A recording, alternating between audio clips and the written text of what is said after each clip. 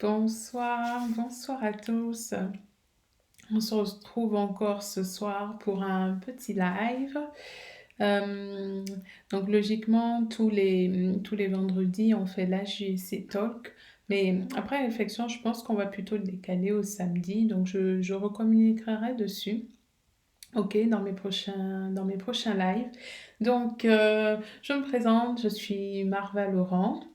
Et je suis là pour échanger avec vous ce soir sur justement les obstacles qui se dressent devant nos objectifs. Alors, on a déjà fait un petit peu des lives toute la semaine dessus. Donc aujourd'hui, on va continuer dans cette optique-là et on va parler ce soir des lives. On va parler, ce soir, excusez-moi, ce soir, on va parler tout simplement des obstacles, de la mentalité pour atteindre les objectifs malgré les obstacles. Voilà, c'est de ça qu'on va parler. Vous savez, lorsqu'on est face à nos objectifs, en fait, donc comme je disais, il y a des obstacles qui se dressent devant nous, donc c'est pas toujours évident, ok? Et bien évidemment, j'ai beaucoup parlé du fait d'avoir pris la décision de se centrer sur cette décision-là. Mais en réalité aussi, face aux obstacles, que se passe-t-il? Mais face aux obstacles, en fait, on se sent mal en réalité, ok? Euh, Face aux obstacles, voilà, il y a un moment donné où on se sent mal, si ce n'est même peut-être tout le temps, mais on doit quand même avancer malgré ça. Donc, lorsqu'on se sent mal, en fait, face à nos obstacles, voilà, ces obstacles-là qui se mettent sur le chemin pour qu'on ne puisse pas atteindre l'objectif fixé, en fait, ce qui se passe en nous, c'est qu'on a un ensemble de pensées, on a un ensemble d'éléments, voilà, qui prennent la place dans nos pensées. Et en fait, ces éléments qui nous disent que il faut qu'on arrête tout simplement. On n'a pas besoin de continuer parce que c'est déjà assez dur à gérer. Alors, pourquoi continuer? Voici un peu le genre de pensée qu'on a, qu'on est face à nos obstacles, justement. Face à la difficulté, face voilà, aux complications de toutes les situations, on se dit tout simplement qu'on a envie d'arrêter. On a envie d'arrêter.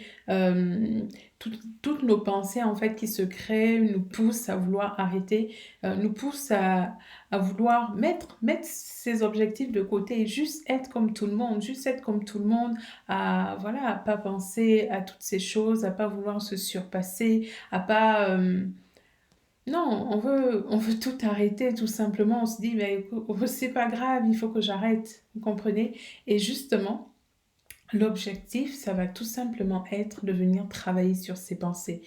Face à nos obstacles, la chose à laquelle vous devrez faire très, très attention, ce sont vos pensées. Qu'est-ce que vous vous dites en vous-même? Qu'est-ce que vous vous dites en fait?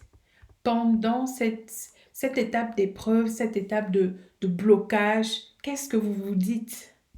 Voici ce qui va faire la différence en réalité. Donc, ce qu'on appelle communément le mindset, mais c'est votre mental. C'est totalement votre mental.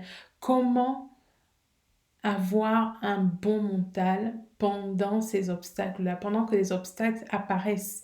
Qu'est-ce qu'il faut faire concrètement? Parce qu'en réalité, vous allez vraiment vous dire qu'il vaudrait mieux que je lâche tout, il vaudrait mieux que j'abandonne.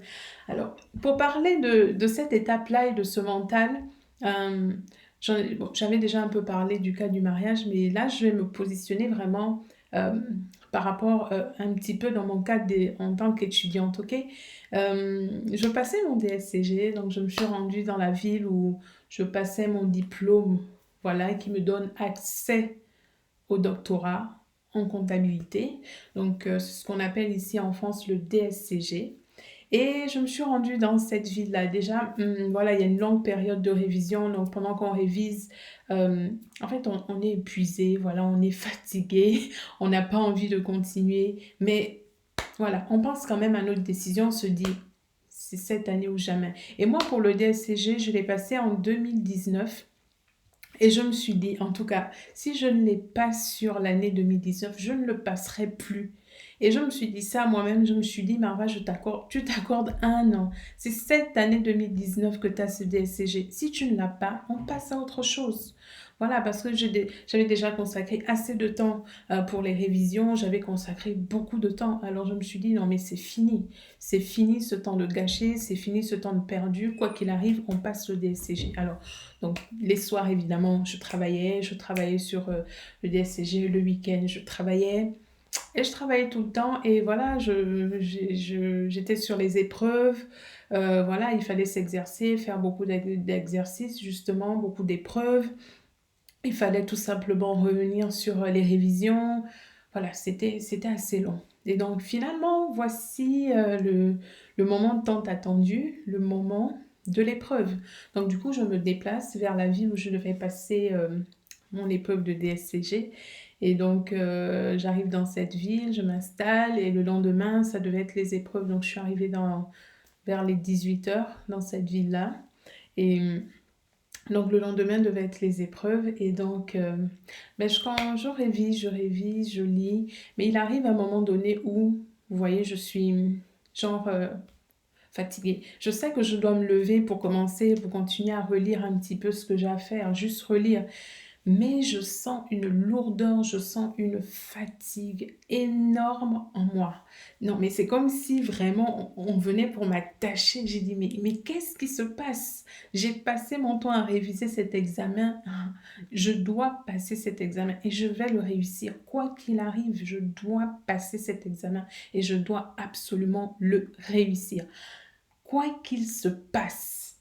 Alors, les heures s'enchaînent et c'est de plus en plus difficile en fait. Franchement, dans mon corps en fait, c'est bizarre cette sensation-là. J'étais comme alourdie, j'étais comme fatiguée, comme tout simplement épuisée et j'avais envie de lâcher. J'avais envie de lâcher parce que voilà, je ne comprenais pas et je me suis dit non. C'est hors de question. J'ai dit que cette année 2019, c'est l'année 2019. Je vais avoir ce diplôme. Je l'aurai. J'ai passé des heures à travailler dessus. Il est hors de question que je le loupe. Et vous savez, du coup, j'ai des pensées qui ont commencé à traverser ma tête. Oui, et si tu n'es pas prête, et si tu oublies, et tu n'as peut-être pas fait assez d'exercices, et si l'épreuve est compliquée, et comment tu vas faire? Waouh! Ça se déchaînait dans ma tête, toutes ces pensées. Et vous savez, dans ces moments-là, voilà, moi je suis chrétienne, il faut prendre le temps. Il faut prendre le temps pour faire ce qu'on appelle des proclamations. Il faut commencer véritablement à proclamer sur sa vie. Il faut commencer à déclarer des paroles qui font en sorte que ces pensées qui veulent s'installer en nous pour totalement, vous savez, nous faire taire, pour totalement nous éloigner de notre but, eh bien, il faut aller contre ces pensées-là. Et ce sera tout simplement parole contre parole. Alors, face à ces paroles qui me disaient tout simplement que il fallait que je laisse, il fallait que voilà, j'aille m'allonger, que je ne regarde plus mes fiches, que tout ça, que de toute façon, je ne suis certainement pas prête pour l'examen. Et toutes ces pensées-là, si vous voulez, ça a généré des émotions en moi. J'étais de moins en moins confiante et l'examen, c'était pour le lendemain. Donc, j'avais besoin d'avoir la pêche pour aller à cet examen. Et finalement, ben, je me suis quand même mise à proclamer. Je me suis mis à proclamer sur ma vie, en fait. Je me suis dit, j'étais en train de me redire et me redire que c'est cette année que j'ai ce DSCG et que quel que soit ce qui se dresse devant moi, ils vont me laisser passer. Pour ceux qui vont regarder la vidéo, ils doivent se dire, non mais cette fille, elle est absolument pas normale, il y a un truc qui va pas, elle se parle seule. Mais je suis désolée. Dans la vie, vous allez apprendre à vous parler à vous-même. Parce que vous savez, quand vous avez un coach à côté de vous, so great, c'est très bien. Parce que quand vous êtes un peu mal au niveau du moral, le coach est là pour vous donner les paroles. Il vous donne, il vous donne. Eh bien, à un moment donné, on a un coach. Si on en a un, c'est très bien.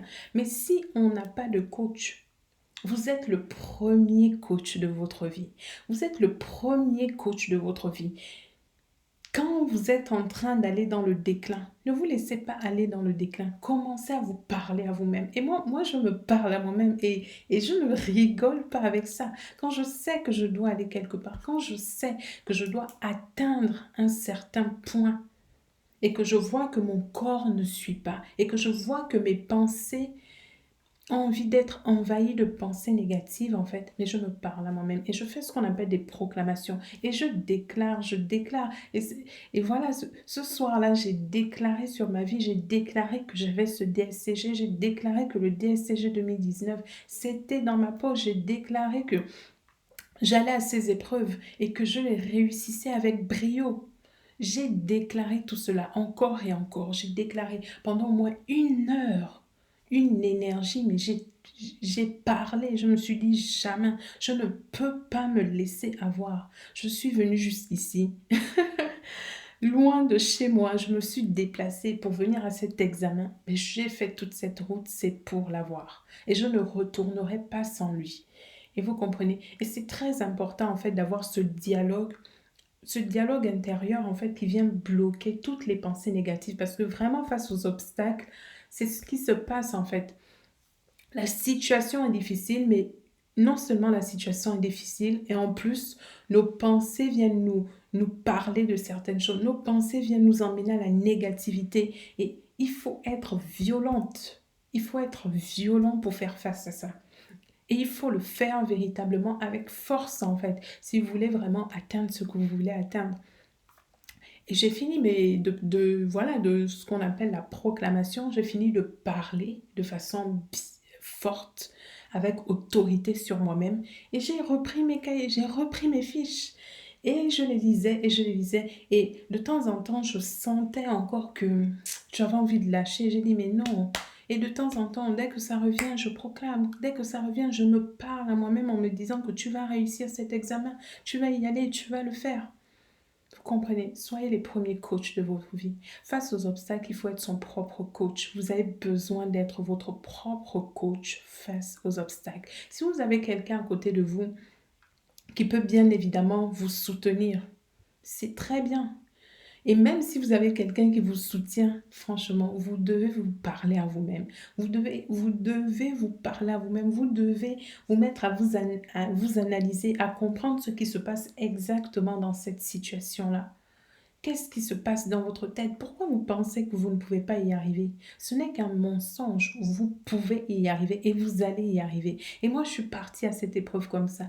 Le long de la route, voilà, je me parlais à moi-même. Dans mon cœur, je me parlais. Je dis, Marva, tu vas réussir cet examen. Tu vas réussir cet examen. Ton nom, tu vas voir ton nom sur la liste pour ce diplôme-là et tu vas recevoir ce diplôme.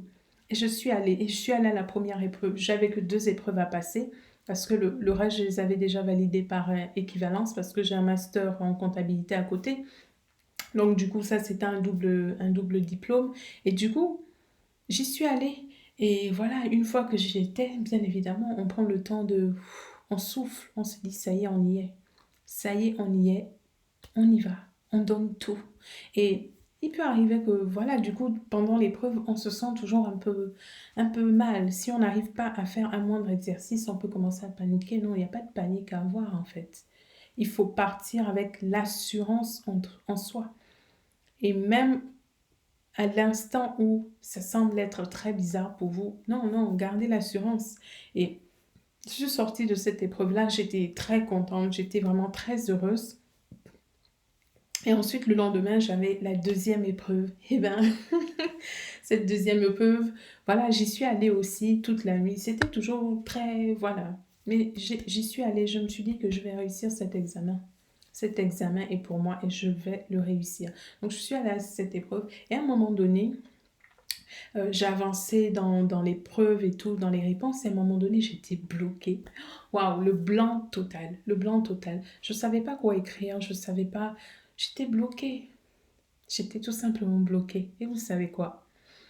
Quand on arrive à un point dans sa vie où on est bloqué, ou même pendant une épreuve, moi, ça m'est arrivé tout le temps. Des fois, pendant des épreuves, d'avoir un trou noir, d'être vraiment bloqué ou je ne sais pas quoi écrire. Et je sais que, vu le travail que j'ai déjà fourni, c'est pas encore suffisant pour avoir ce qu'il faut pour valider.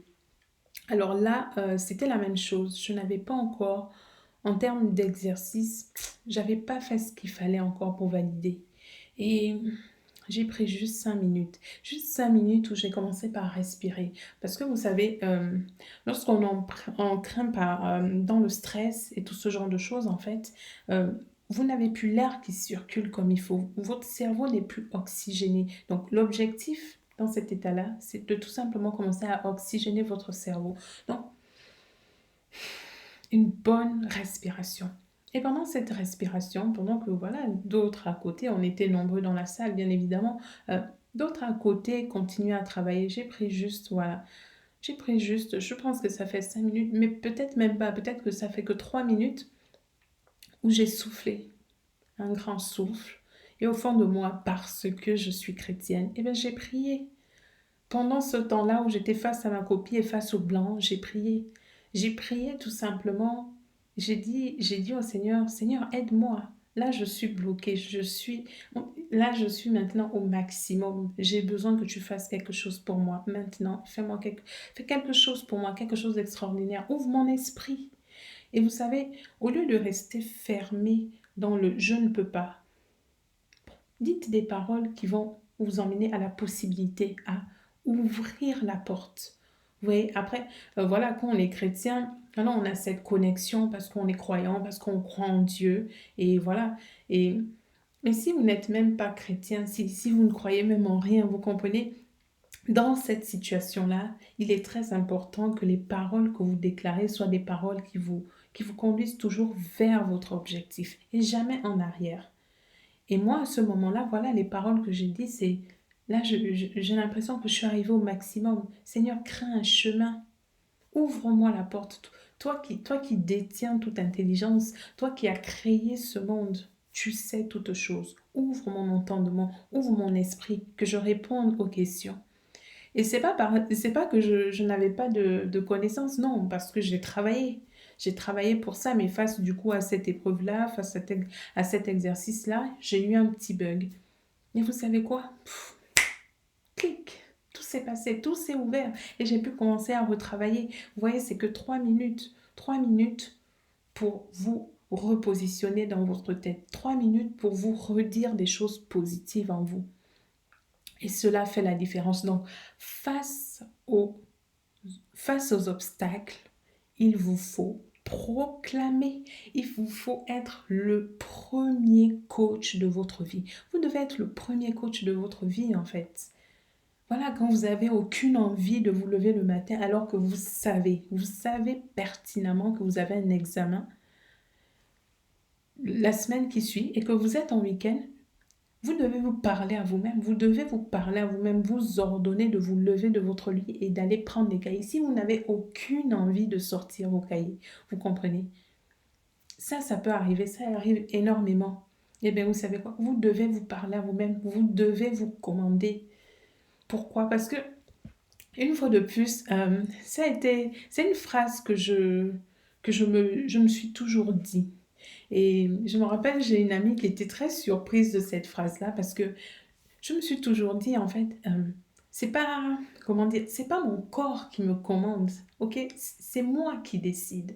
C'est moi qui décide exactement ce que je dois faire. Alors, si mon corps ne me suit pas, je vais l'obliger à me suivre où je dois aller. Je vais l'obliger à me suivre où je dois aller.